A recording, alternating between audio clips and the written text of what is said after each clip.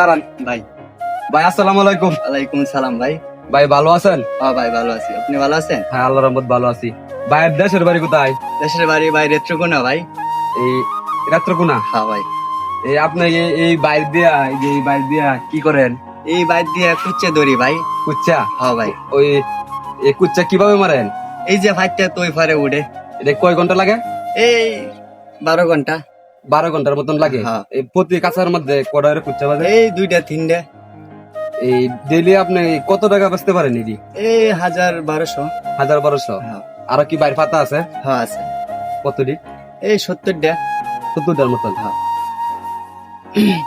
যদি রাত্রকোনা থেকে এই বড় ভাই আইসা আমাদের এলাকার মধ্যে যদি এই কুচ্চা মাছ মাইরা হাইরা যদি চলতে পারে, তাহলে আমাদের, আমি মনে করি যারা আমাদের এই বেকার অবস্থায় আছেন অবশ্যই কর্ম ধরেন।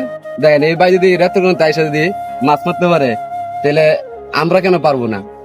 আমরা একটা কর্ম ধরি।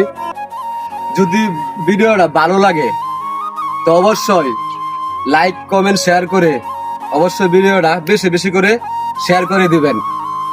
আসসালামু আলাইকুম ভাই, ভালো থাকবেন। আলহামদুলিল্লাহ ভাই। Okay bye.